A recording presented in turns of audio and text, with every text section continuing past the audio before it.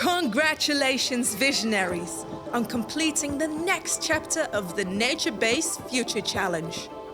We appreciate your determination and dedication to creating a positive future for nature in Bangladesh.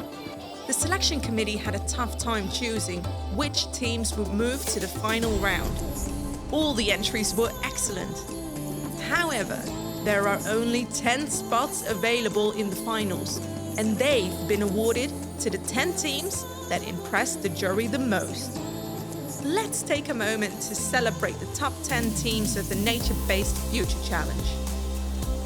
Challenge Impossible, Delta Go, Pramanadara, Deltability, Nature Delta, Delta Green Team, Borsha Hopes, Delta Harmonics, Natureize, Dynamic Delta Designers, and Terraquas.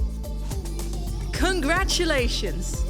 Let this recognition inspire you as you prepare for the final round.